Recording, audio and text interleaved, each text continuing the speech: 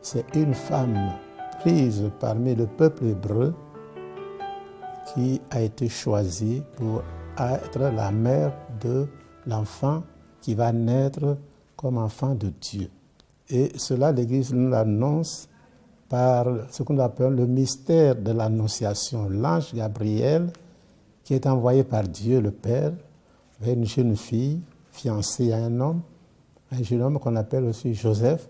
Et l'ange a dit à la Vierge, Dieu m'envoie vers vous pour vous dire que vous avez été choisie parmi toutes les femmes pour être la mère de son enfant. La rencontre entre la Vierge Marie et l'archange Gabriel a eu lieu dans le village antique de Nazareth. C'est ici qu'a vécu la Sainte Famille Jésus, Marie et Joseph. C'est sur les ruines de ce village qu'a été bâtie la basilique de l'Annonciation pour immortaliser cet événement surnaturel. Marie a été comme préparée, comme préservée par Dieu en vue d'une mission, en vue de recevoir Dieu qui vient dans le monde. Sainte Marie, Mère de Dieu, priez pour nous pécheurs, maintenant et à l'heure de notre mort. C'est par la Vierge que le Saint-Esprit est descendu dans un premier temps dans un corps d'homme. Et ça, c'est du jamais vu. Regardez bien Sodome et Gomorrhe. Le feu est descendu sur la ville de Sodome et Gomorrhe. Ce feu a anéanti Sodome et Gomorrhe. Le jour de la Pentecôte, elle était présente. Et ce même feu est descendu sur les apôtres.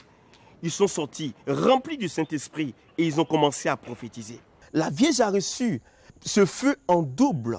L'homme du Tout-Puissant et le Saint-Esprit qui se sont associés. Les deux sont descendus sur la Vierge. Et cela n'a pas détruit le corps de la Vierge Marie. L'ange qui est venu, c'était pour recevoir le consentement de cette jeune femme. Et elle-même a posé la question, puisque je ne suis pas encore mariée, je suis vierge, comment peut-il se faire que je vais avoir un enfant? Et c'est ça, l'ange lui a expliqué, ce qui va se passer, ce n'est pas une œuvre humaine, c'est une œuvre divine. C'est l'Esprit Saint que nous appelons la troisième personne de la Sainte Trinité qui va descendre sur vous.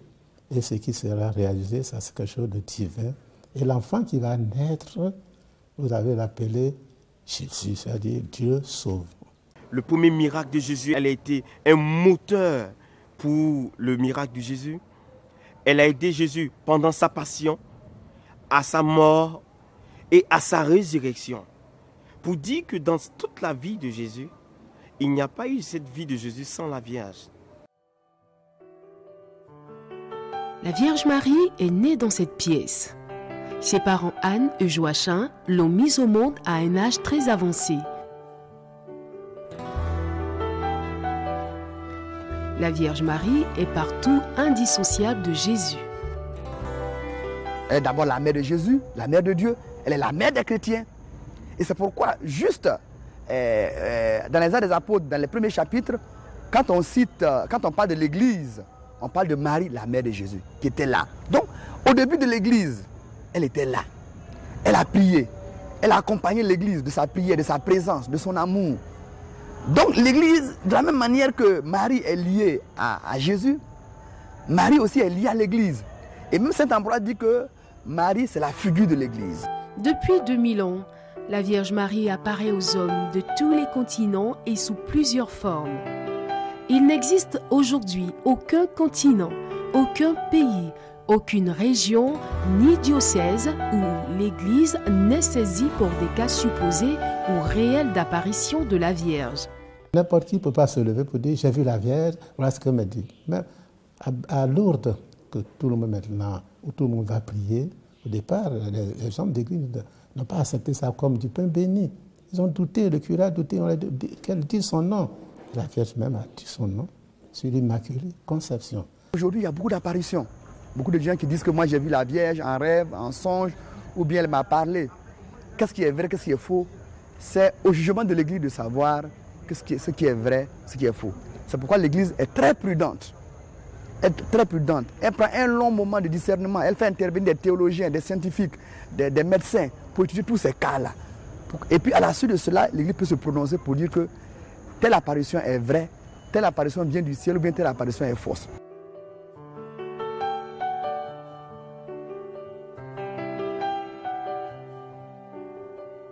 La dévotion mariale est enrichie par les prières, dont le rosaire et le chapelet, les litanies, les témoignages des miraculés, l'utilisation des objets de piété dans les grottes et les statues.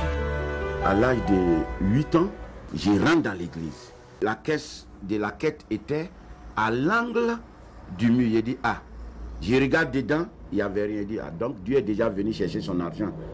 Comme j'étais petit, je pensais que quand on fait la quête, on mettait dans l'église, puis la nuit, Dieu vient chercher. Donc, je me tourne, désespéré. Au moment où je devais sortir, je regarde une vierge qui est sur un socle dans l'église. Chose bizarre, j'ai l'habitude d'aller faire la messe, mais je n'ai jamais fait attention à cette vierge. Nous nous sommes fixés, j'ai entendu au fond de moi, tout à fait au fond de moi, quelque chose qui me disait, tu peux faire, tu peux faire, tu peux faire. J'ai eu peur, parce que quand j'ai fixé la vierge, elle était tellement belle. Je suis sorti de l'église et j'ai réalisé la même vierge que j'ai vue en miniature, en petit quoi. Mais je n'ai pas pu faire le dos, j'ai fait ça en bas-relief, puisque c'est ce que j'avais vu. Depuis ce temps, j'ai commencé à travailler, à faire les vierges, à faire les vierges, à faire les vierges. La grande vierge de 13 mètres, en appuyé. À Beaunois aussi, presque 13 mètres. Maintenant à Boaké, presque sur toutes les parois. Commençons par Saint-Jean-Baptiste à Niansou. J'ai réalisé.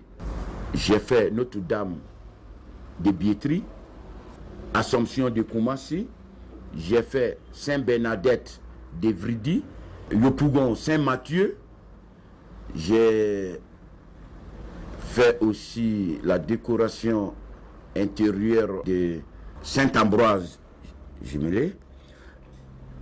Et puis la Vierge de Saint-Kizito à Bangourou. Le même Dieu qui a dit à Moïse, tu ne feras pas d'image taillée, tu ne feras pas de représentation, ce même Dieu ordonne à Moïse, fais-moi l'arche. C'est Moïse qui a sculpté encore les tablettes et qui a remis ces tablettes dans l'arche.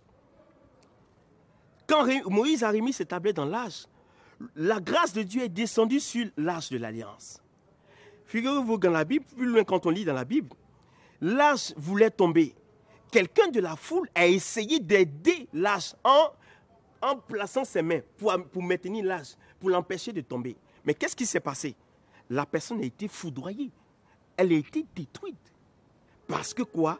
Elle voulait aider l'arche qui a été sculptée de la main d'homme.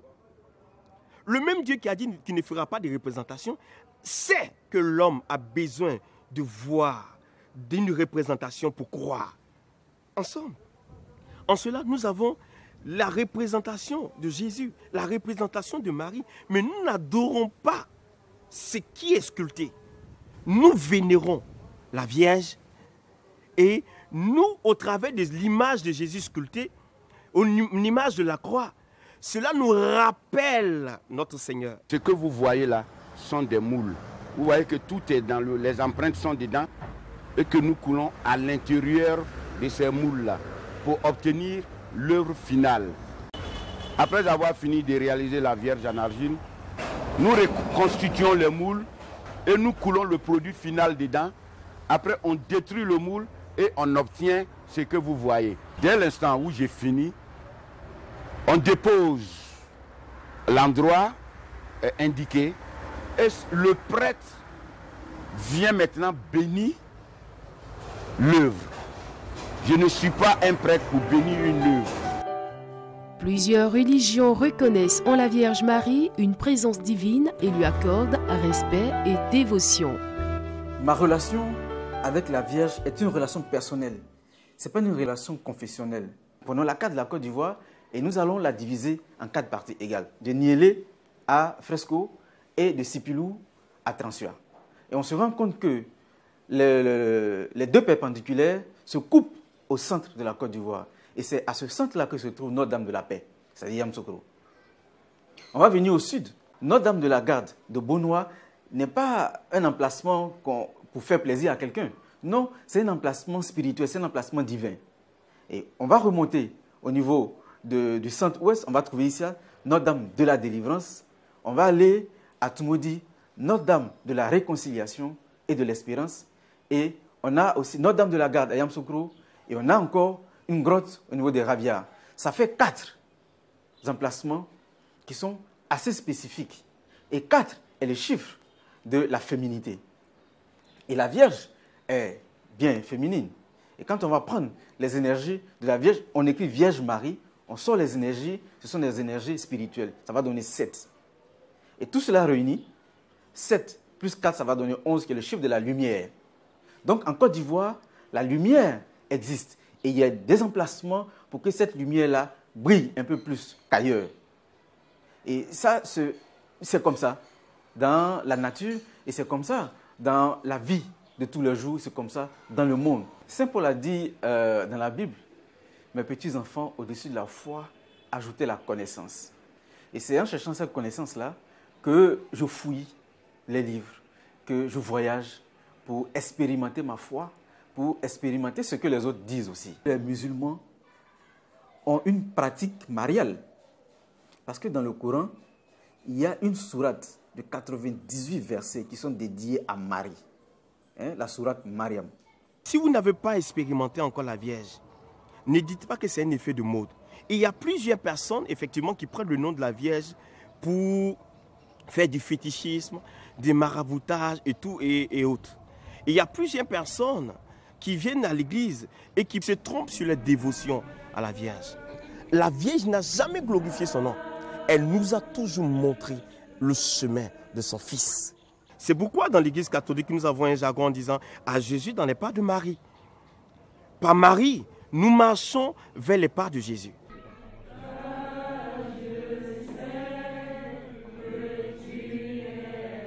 La Vierge est universelle. La Vierge n'est pas la propriété de qui que ce soit. Voyez-vous? Donc, on ne peut pas, personne ne peut s'approprier la Vierge. Personne ne doit s'approprier la Vierge. Elle apparaît à qui elle veut, quand elle veut, où elle veut. La Marie n'est pas un fétiche. Il ne faut pas qu'elle va faire ceci, puis va faire... Non, il y a une manière de la prier, une manière de l'honorer. Et les catholiques savent mieux que quiconque comment le faire. Donc les frères, nous, aujourd'hui, nous sommes très heureux parce que nous savons, on nous dit parfois, des protestants maintenant disent le chapelet. Même, il y a des musulmans qui ont le chapelet.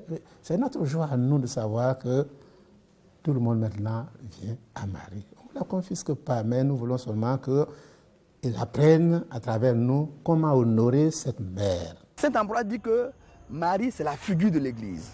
C'est la figure de l'Église. C'est le visage de l'Église. Donc Marie est vraiment liée à l'Église. Donc il ne peut pas avoir de Marie sans Église. Il ne peut pas avoir de Marie sans Église.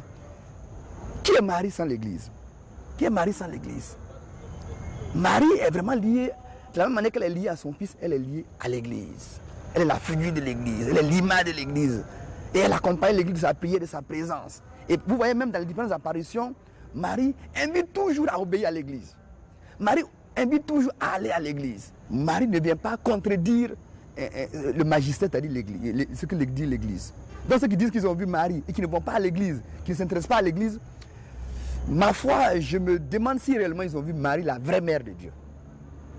Si c'est vraiment Marie qui leur apparaît. Parce que si c'est Marie qui leur apparaît, une mère ne dit jamais va contre ton père. Une mère dit obéis à ton père. Un jour, j'ai quelqu'un qui a construit sa maison, qui a voulu que j'aille prier dans cette maison. Et je suis allé prier dans cette maison et je me suis rendu compte qu'il y avait Notre-Dame de la Délivrance, il y avait le sanctuaire qui était là. Donc je suis allé pour y prier. Et pendant la prière, il y a un phénomène qui s'est passé. J'avais les yeux fermés et j'ai vu une lumière éblouir la chapelle. Donc pour moi, c'est tout à fait normal. Quelqu'un a dû allumer la lumière de la chapelle pour éclairer plus. Bon. Mais intérieurement, il y avait quelque chose qui me titillait, qui m'a dit ouvre les yeux et puis regarde. Donc j'ouvre les yeux, je tourne ma tête, je regarde. Il n'y a personne, je regarde, ce n'est pas une lumière qui est allumée. Et cette lumière avait une particularité. C'est que, bon, quand on appuie sur l'interrupteur, la lumière apparaît brusquement. Mais cette lumière avait une particularité, c'est que l'intensité allait croissante. Et ensuite, elle diminuait pour s'éteindre. J'ai trouvé ça un peu bizarre, entre guillemets. J'entends une petite voix, une voix lointaine, mais une voix vraiment perceptible, mais elle était lointaine. Elle me dit, la dame dont vous parlez souvent, c'est moi. Je dis, mais c'est vous qui? Elle me dit, c'est moi, la Vierge Marie, la mère du Christ. Et quand elle a dit, c'est moi la Vierge Marie, la mère du Christ, je vous assure que quelque chose m'a traversé. On ne peut pas expliquer, c'est des choses qui se sentent. Quelque chose m'a traversé. Et depuis ce jour-là, moi qui n'étais pas marialiste, j'ai eu un appel intérieur pour me rapprocher un peu plus d'elle. Je suis reparti encore à Issia. Et là aussi, la petite voix me dit, si tu réussis à faire voyager des gens à partir d'Issia, de Tumodi et de Yamsoukro, la Trinité, nous on appelait ça le circuit des trois dames, Notre-Dame de la délivrance, Notre-Dame de l'espérance, de la réconciliation et Notre-Dame de la paix. Si tu réussis à faire ces circuits à des gens, je vais intervenir auprès de mon fils pour qu'ils aient satisfaction à leurs demandes. Et je vous assure que cette année-là, moi-même je suis allé en Israël. On m'a offert un voyage gratuit en Israël et en Égypte. Et l'année qui a suivi, j'ai organisé le voyage comme il était dit. Et quand on est parti, plusieurs personnes ont vécu des expériences. Mais l'une des expériences les plus extraordinaires, c'est que parmi nous, il y avait une musulmane qui elle aussi, a reçu un hajj gratuit. La première fois que j'ai vu, je ne dis pas, vous savez, c'est bizarre. C'était dans mon atelier à Boaké. Et la deuxième fois, c'est à Abidjan dans mon atelier. Vous savez, il y avait une petite vierge que je pensais moi-même. Et tous mes apprentis sont partis. Ils m'ont laissé, il était vers 19h, 18h, parce que la personne qui avait commandé, c'était une femme métisse qui voulait la vierge le lendemain. Il fallait rendre propre surtout le visage. Donc, il n'y avait pas de lumière dans mon atelier. J'ai acheté de la bougie et puis j'ai commencé à poncer. Ça faisait un peu le clair-obscur. Puis, un coup, le coin s'est éclairé. Et c'est toujours à l'angle. L'angle du bâtiment s'est éclairé. Puis j'ai vu une forme, sous forme de fumée. Mais ce qui a dessiné, à chaque fois que je vois, c'est la forme de toute grâce que je vois. Elle est toujours comme ça. Et puis, elle se dissipe un peu. Elle monte. Et puis, c'est une fumée bleuâtre qui se dissipe dans la nature. Elle est apparue dans beaucoup de lieux, à beaucoup de personnes. Nous avons des exemples comme Notre-Dame de Guadeloupe, nous avons l'exemple de Lourdes, de Fatima, des apparitions qui sont reconnues par l'Église. C'est-à-dire, après un long discernement, l'Église reconnaît que Marie est réellement apparue à toutes ces personnes-là. Il y a des cas encore sur lesquels l'Église n'a pas encore dit son mot, comme le cas de Medjugorje. L'Église n'a rien encore dit. L'Église est encore en train de faire son discernement, de faire des enquêtes. Et à la suite de cela, l'Église peut se prononcer. Elle peut ne pas se prononcer du tout. Parce qu'elle n'a pas tous les éléments nécessaires pour apporter un jugement clair et précis.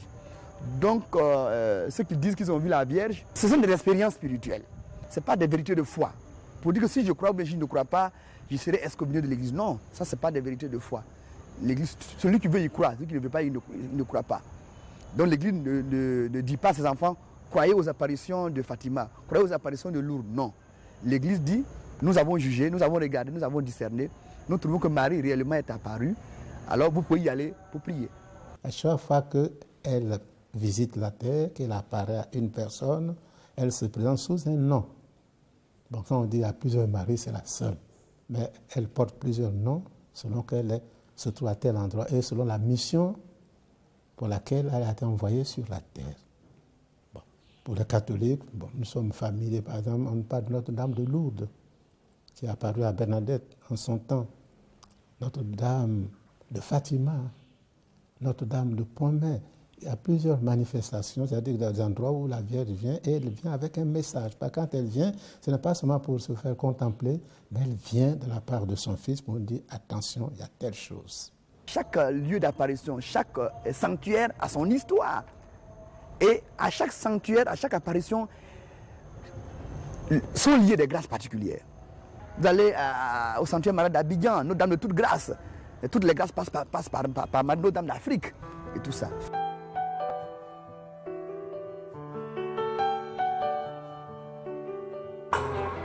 célibataires lèvent les mains, tous ceux qui ont fait aussi des examens. Que ce soit Cette Vierge, par exemple, que vous voyez, c'est Notre-Dame de toute grâce. Notre-Dame de toute grâce. Les femmes prient beaucoup. Et en dehors de Notre-Dame de toute grâce, cette Vierge que vous voyez, par exemple, qui est cassée, mais c'est-à-dire vous la voyez comme ça, c'est qu'on n'a pas encore fini de travailler dessus. Ça, c'est Notre-Dame du monde. Et il y a aussi Notre-Dame d'Assomption. Vous venez ici, par exemple, là, à Notre-Dame d'Assomption, toutes sortes de catégories de dames. Quand il y a par exemple des vérités de foi qui sont promulguées, Marie vient pour confirmer, pour aider. Et même souvent, dans l'histoire, il y a eu des problèmes politiques où Marie vient pour aider à résoudre ces problèmes politiques, à aider ces pays-là à entrer dans la grâce, dans la vie de Dieu. Et vous voyez, dans le monde, avant chaque événement grave, Marie apparaît toujours pour avertir, pour dire convertissez-vous, convertissez-vous, convertissez-vous. Comme à Fatima, par exemple. Elle apparaît au moment où il y avait la guerre, déjà en 1916. L'ange apparaît déjà aux enfants. Et en 1917, elle apparaît. Quand elle apparaît à quelqu'un, c'est pour accomplir une mission avec cette personne-là. Soit pour parfaire la purification de la personne, soit pour amener les gens qui sont autour de la personne, qui doutent de ce que la personne même dit, d'amener ces gens-là à croire.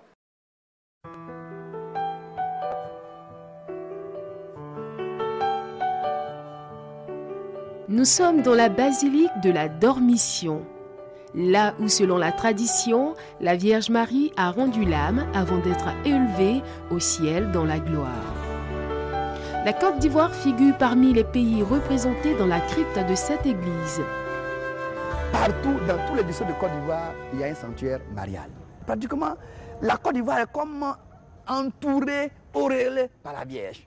La Côte d'Ivoire est dans le sein de la Vierge. Mais c'est vrai que c'est une bénédiction, mais c'est une grâce. Mais là où c'est une exigence, il faut que nous vivions la grâce. C'est là se trouve le problème de la Côte d'Ivoire. Pour savoir que Marie est présente parmi nous, il faut voir les actes que nous posons. Marie ne peut pas être dans mon cœur et puis aller, je vais même me battre avec mon frère. Marie ne peut pas être ma maman, appeler Marie ma maman, et puis aller poser des actes qui sont contre l'amour, contre la charité. Ce qui arrive à notre pays aujourd'hui, je pense que la Vierge nous a avertis plusieurs fois. On n'a pas voulu entendre raison, d'y attirer notre attention sur les dangers, les effets qu'on avait écrits à l'époque, tout ça. Il y avait vraiment des signes. Mais comme chacun de nous n'a pas écouté la Vierge, voilà aujourd'hui le résultat. Il ne suffit pas seulement de faire la consécration le jour du mariage. Il faut que la famille prie régulièrement la Vierge. Parce qu'elle n'agit que si on la prie. Si on ne la prie pas, elle n'agira pas. Marie agit là où on la prie. Là où on demande ses faveurs. Donc la prière doit être continuelle dans la Bible. Donc le foyer, la famille doit se retrouver régulièrement pour prier soit son chapelet, pour faire son angélus, soit pour méditer la parole de Dieu. C'est comme ça que Marie peut aider ce couple-là à parvenir à la sainteté. Marie, mère de la charité chrétienne, c'est notre maman Marie qui a apparu en Côte d'Ivoire à une dame, une chrétienne, et c'est donné sous le vocable de la Vierge Marie, mère de la charité chrétienne, qui a été envoyée en Afrique, spécialement en Côte d'Ivoire, pour sauver l'Afrique, les Africains. Comme Marie continue d'apparaître à cette dame-là, l'Église ne s'est pas encore prononcée. Il y a le père Akwadan qui suit ses apparitions, le père Basile Bangbo, un dévot de Marie aussi, suit aussi cette évolution. L'archevêque aussi est en train de voir, il a déjà reçu plusieurs fois les concernés. Pour le moment, l'Église laisse faire pour voir où ça va arriver. Mais l'Église a un œil là-dessus. Nous avons quand même fait la théologie, nous connaissons. S'il y avait des choses qui étaient contraires, on aurait dit non, ça là, ça ne vient pas de Dieu. Mais si ce qui est là, c'est ce que l'Église enseigne. Et l'Église fait comprendre encore mieux que ce que nous connaissons. C'est un progrès, il faut le suivre. Alors aujourd'hui, c'est une chance, une grâce pour la Côte d'Ivoire. Les apparitions de Marie, mère de la charité chrétienne, pour le moment, vont dans le sang de l'Église. Moi, je les ai étudiées, j'ai vu, j'y vais, je regarde, je prie. Et je pense que ces personnes ont besoin d'être accompagnées, ont besoin d'être aidées, ont besoin vraiment de l'aide, du soutien de l'Église. Mais c'est quand on est dedans qu'on aide à discerner. Quand on est en dehors, on ne peut pas aider à discerner. Quand on est de loin, on critique. Mais il faut y aller, voir, découvrir, lire et voir est-ce que vraiment c'est conforme avec ce que l'Église dit.